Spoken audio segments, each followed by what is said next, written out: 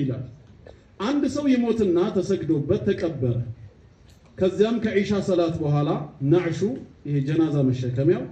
ሊመልሱት ይዘውት ወደ መስጂድ ሲመጡ ሰዓት ሄዶ ስለነበር መስጂዱ ተዘግቷል ስለዚህ ኻዲሞች ለፈጅር ሰላት ሲመጡ እንዲያነሱት በሚል ጀናዛ መሸከሚያውን ከመስጂዱ በር ላይ ከደረጃ ላይ ያስቀምጡታል ነገር ግን ለሊት 9 ሰዓት ተኩል አካባቢ አንድ ሰውዬ ወደ መስጂድ ሲመጣ መስጂዱ ዝግ ሆኖና በረንዳው ተከፍቶ አገኘው ይላል ሌሊት ሰግድ ይሆን ምን ይሆን እኔ እንጃ የተወሰነ ቢጠብቅም መስጂዱን የሚከፍተው ሰው አጣ ብርዱ በጣም ሲበረታበት ዞር ብሎ ሲያይ ጀናዛ መሸከሚያውን ካጠገቡ አገኘው በውስጡም ብልድ ልብስ ነገር አለ እና ይህ ሰው አገኘው ብሎ ጀናዛ መሸከሚያ ውስጥ ብርድ ልብሱን ለብሶ ለጥ ብሎ እንቅልፉን ተኛ አባቴ በብርድ ደንዝዞ የነበረው ሰውነቱ ትንሽ ምንቾት ሲያገኘው ነፍሱንም አያውቅ ለጥ ብሎ ተኝቶልሃል ትንሽ እንደቆየ የመስጂዱ ኻዲም መጥቶ መስጂዱን ሊከፍት ሲል በረንዳ ላይ ከጀናዛ መሸከሚያው ላይ የተኛ ሰውዬ ይመለከታል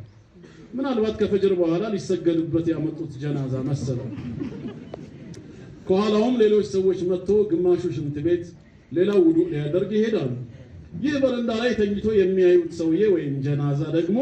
ሁሉም ቀድሞኝ የመጡ ሰዎች ሊሰገድበት ያመጡት ጀናዛ ነው ብሎ ያስባል በውስጥ በዚያ ላይ ፈጅር ነው ሰው ከእንቅልፉ ተነስቶ እየመጣ ነው ያለው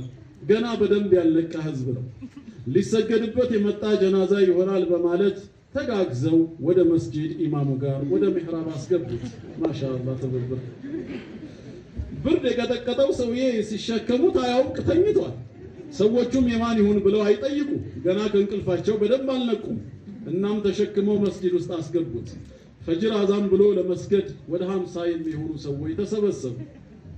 ይህንን ታሪክ የሚያስተላልፍልን ሰው እኔም ከሰጋጆቹ አንዱ ነኝ የመጀመሪያው ሰፍ ላይ ነበርኩ ይላል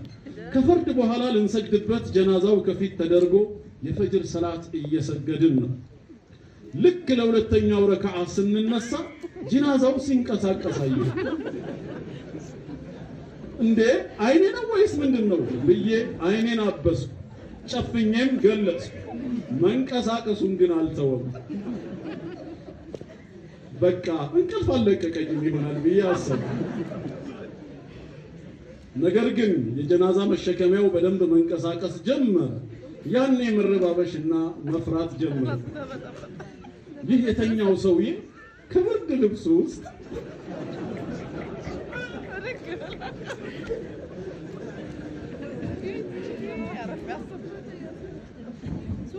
ይህ የተኛው ሰውዬ ከብርድ ልብሱ ውስጥ ድንገት አንገቱን አውጥቶ ሰገዳችሁ ብሎ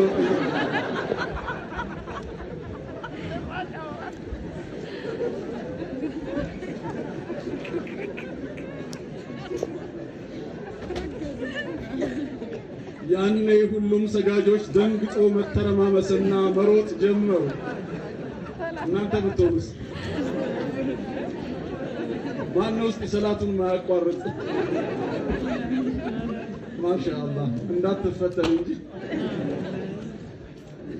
እኔም አጠገቤ ከነበረው በር ወጥቼ በባዶ እግሬ ሮጥኩ ወደ 1 ኪሎ ሜትር ያክል የሚርቀውን ቤቴን በትንሽ ደቂቃዎች ደረስኩ ባዶ እግሬ መሆኔንም የማውቀው ነገር የለም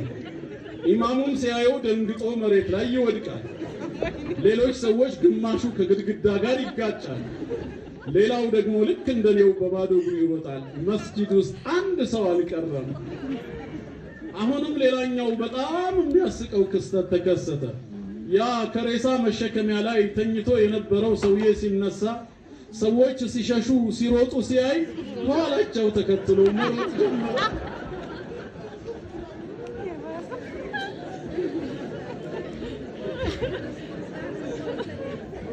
ከኋላቸው ተከትሎ መሮጥ ጀመረ እናንተ ምን ሆናችሁ ነው ቂያማ ቆሞ ነው እንዴ እያለ ከኋላቸው መሮጥ ጀመረ ሰዎቹ ደግሞ ወደ ኋላቸው ሲዞሩ ይሄ ሰውዬ እየተከተላቸው መሆኑን ያያሉ ያኔ ይብስባቸዋል ባለ በሌለ ኃይላቸው ይሮጣሉ በዚህ መልኩ ሁሉም ሰላታቸውን አቋርጠው ሮጡ ይላል አላህ ከአኺራ ጭንቀት ይጠብቃል። እንግዲህ እውነተኛ ክስተት ነው። የመን ላይ ነው፣ ዘማር የተባለው ቦታ ላይ ነው ብሎ ክስተቱን ያየው ሰው ይሄንን ይነግረናል ማለት ነው። ያው በመሃል ፈታ እንድትሉ እና እንዳልኳችሁ ያው ሌሎች ቀናቶችም ምናልባት አላህ ፈቅዶ